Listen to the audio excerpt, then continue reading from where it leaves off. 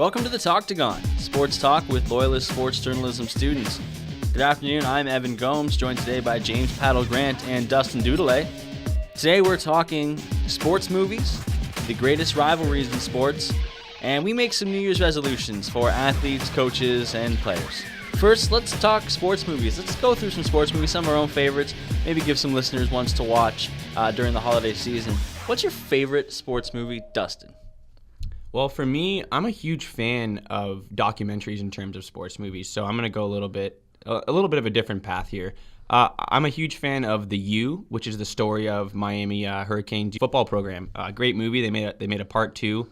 Fantastic documentary. If you haven't seen it, go check it out. And these are the 30 for 30 documentaries. Yes, these are 30 for 30 documentaries from ESPN.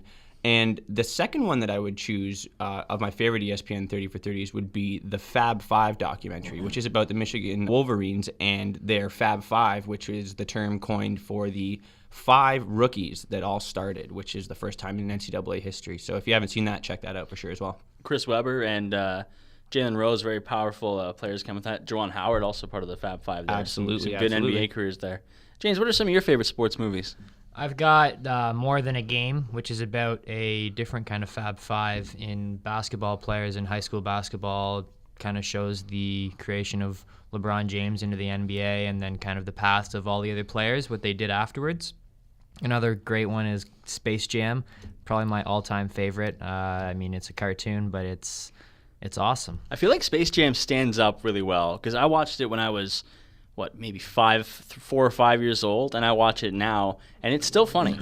I still watch it at least once a year, whether it's on a bus or just at home. I love the movie, and when I heard rumors that there might be a LeBron James remake, I was shocked. I was like, you cannot do this to my childhood. Please do not remake this movie.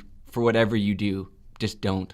But if there was any basketball player to put in there, would LeBron James be the right choice? He would be the right choice, in my opinion, absolutely.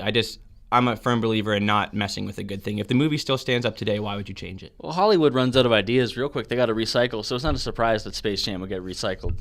Absolutely. I understand the concept. I'm just not someone that stands by the decision to do it. Yeah, it's something that it's an interesting idea because he's the next kind of big great player you can compare to LeBron or to Jordan, and be a good way to kind of revolutionize the NBA as more of a kind of a family thing as well. But you don't want to mess with something great like that, and sequels are never really better than disappointing.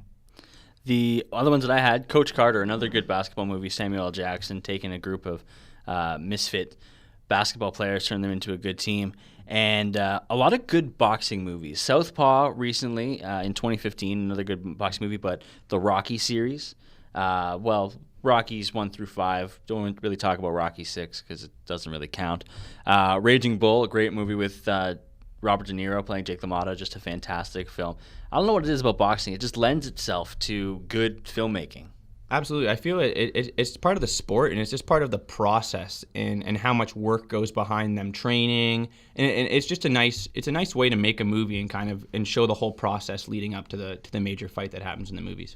Yeah, it also shows like a great struggle within whoever the leading character would be. They always have some sort of big problem thing they have to overcome and show their real strength and power, which I think is one of the things that really makes a good sports movie. Plus, boxing lends itself to choreographed fight scenes, which great movies, a lot of great action movies have great choreographed fight scenes. I think that's true there. What makes a good sports movie? Personally, I'm a huge sap. So as long as the movie has some kind of heartwarming feeling at the end, or the team that you've been following the entire time wins, or the underdog wins, I'm happy. I mean, I'm a sucker for terrible movies. So whether or not it's a critically acclaimed film, or I have here my list of MVP, Most Valuable Primate, and MXP, which is Most Extreme Primate, which were 2 terribly made movies about a monkey playing hockey and then a monkey snowboarding competitively. But, I mean, they're on my list. I love them. So, for me, it's more or less, if I'm entertained and I feel good at the end of the day, that's what makes a good sports movie for me. Quick question before we keep going about good sports movies. Would you rather have a monkey on your hockey team or Air Bud on your basketball team? I would pick the monkey just because I feel like I could get along better with him than I could with Airbud. I mean, Airbud, he's great. He's a dog. He's a multi-sport athlete. Yeah, absolutely. But are you going to argue with a monkey? Monkeys are fantastic. James, what makes a good sports movie? I'm kind of in the same kind of boat as Dustin when it comes to my appreciation of movies. As long as it has kind of a happy, heart-filled end to it, that kind of always helps it and whatnot. But I think to really make a good movie in general, not even with sports movies, but specifically with sports movies, you need to have some sort of problem that they face at the start, and you like to see kind of an underdog story, and you like to see them come through and overcome this tragic kind of problem in the end and have that heart-filled moment at the end of the movie.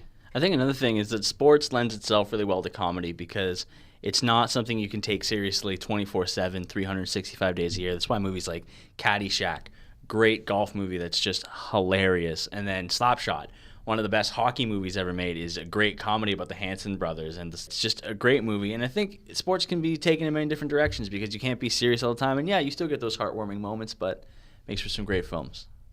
So there's a list of some movies to check out. Definitely check out Raging Bull would be mine, number one. What was your favorite movie as a kid? As I mentioned before, definitely go check out MVP and MXP if you can. I'm telling you, they're corny, they're a little bit off, but they're fantastic, and they're nice. They're a nice little way for you to kind of unwind and just have some fun over the holiday break. A family movie. Absolutely. Well, I mentioned Space Jam is my favorite movie. I mean, I saw it when I was a kid. I saw it a few years later. I've seen it recently. It's my favorite movie all time, and it was definitely my favorite movie as a kid. My favorite sports movie growing up were the Mighty Ducks movies. Coach Bombay taught me how to knuckle puck in hockey, so I think it was great. Great use of can the Mighty Ducks, especially in D2, could they overcome Iceland, which, as we all know, was a huge hockey power in the world. Iceland, one of the best hockey teams on the planet, according to Disney. So definitely check out those movies over the break. Check out MVP or MXP because Dustin gives them 4 stars out of 4, definitely. A glowing recommendation.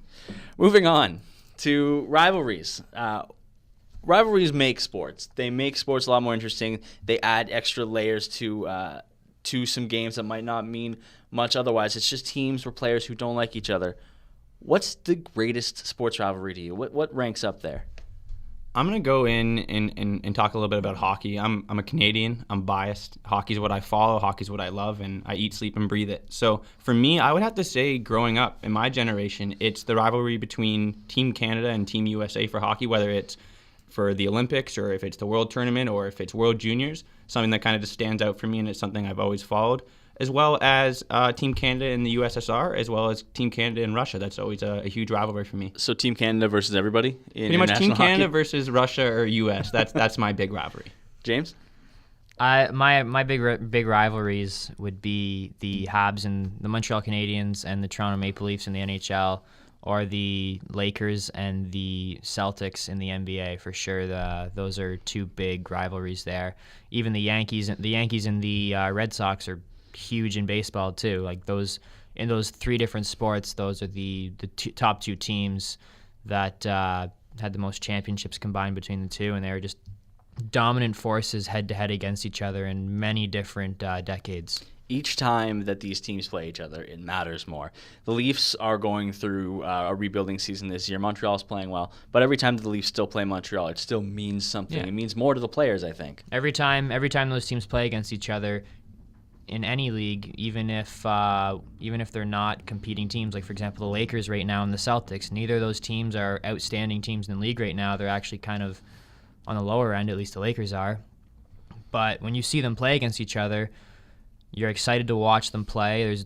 There's more to that game. It's more than just another game for those teams, and you always, as a Celtics or a Lakers fan, or same with the Canadians and the Canadians and the Leafs, you're always going to want that win against the rival team.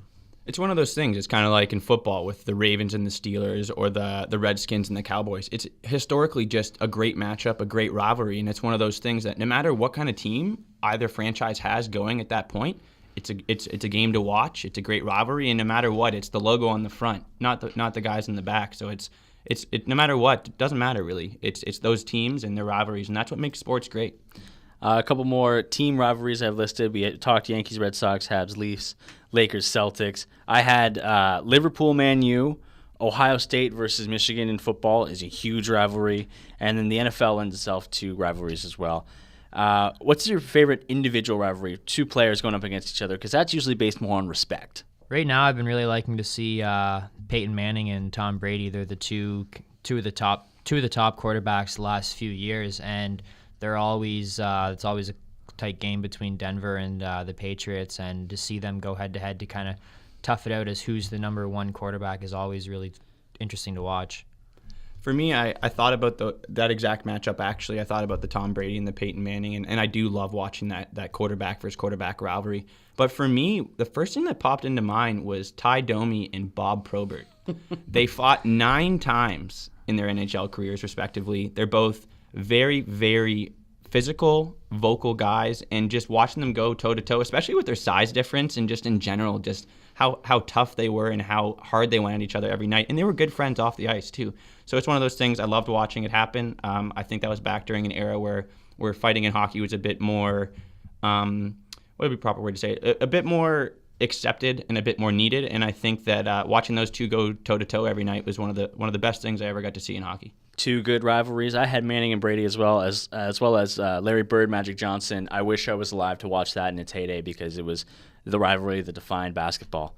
Moving on, we're going to make some New Year's resolutions for some athletes and offer our own bold predictions for 2016. So what are some New Year's resolutions for athletes or teams around the world of sports? Well, I think Derrick Rose needs to stay healthy this year. Kyrie Irving needs to stay healthy once he's finally back this year.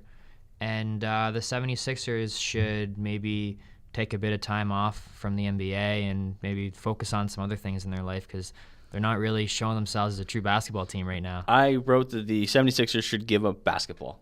Just try something else. Maybe become an investment firm. Anything but basketball seems to be something that might be working a bit better for them right now with the way things are going. For me personally, I have Phaneuf here, Dion Phaneuf, the captain of the Toronto Maple Leafs. I have him kind of trying to find his game. I love watching him play in Calgary. I think he is the right guy in Toronto right now to be that captain. I just think he's not playing that way. I feel that once he got the captain, he's become a bit complacent. So for me, I think it's him kind of figuring out his game and coming back to the old Phaneuf that he was back in those double Dion days. I've got Andrew Wiggins of the Timberwolves, maybe just needing to bulk up a little bit more. He's an elite player. He's going to be a great force in the NBA. If he can just get a little bit stronger, I think he can join the upper echelon of those LeBrons and Kevin Durant's. Another one I had is that Josh Donaldson needs to resolve to change every Toronto man's hairstyle by using his influence over the city, because he just got a new kind of braided mohawk thing going on, and I think that he could probably convince half of the people from the Six to change that. Bold predictions for 2016. What do you guys see happening in the new year? I actually have the Toronto Maple Leafs making the playoffs this year. I think they're eventually going to turn it around. They're a young team, and see what Babcock can do. They do get some big wins against some top teams in the league, so hopefully they can maybe turn it around. I've also got the Warriors hopefully breaking an NBA single season record, going anything better than 72-10. Can we rewind a little bit? Did you chuckle when he said that the Leafs are going to make the playoffs? Yes. Why? Because I don't think the Leafs are going to make the playoffs. I'll remind you this in March. All right, fair enough. We'll have to see how that exactly goes. But I have, as my bold prediction, and I agree with James, and I'm going to give him a little hug right here because we're against you, and we both believe that the Leafs will make the playoffs. My other bold predictions are, I have Patrick Kane beating Wayne Gretzky's 53-game point streak in the NHL. If there's any guy in the NHL right now that's playing that way, it will be him. I think that Crosby is going to rally the troops, and the Pittsburgh Penguins are going to make a late playoff push. And I have the Spurs getting healthy and winning the NBA championship. Well, I have my bold predictions, and they definitely do not include the Toronto Maple Leafs making the playoffs. They also don't include the Blue Jays making the playoffs. I think they'll miss the playoffs next year, just missing out on some of that veteran pitching with David Price not there. I've also got the Dallas Stars winning the Stanley Cup because I think it's their time. I've got Jordan Spieth and Rory McIlroy both winning a major in 2016, and the Warriors going 69-13, not quite beating that record, but still winning an NBA title. Well, I'm sure that once 2016 comes around, we'll all remind each other of these terrible predictions we made here today. You've been listening to the Talktagon on 91X, Sports Talk with Loyalist sports journalism students. I'm Evan Gomes, alongside Duston Doudelet and James Paddle-Grant. Our faculty advisor and producer is Kathleen Rankin. The Talktagon is a production of QNet Sports.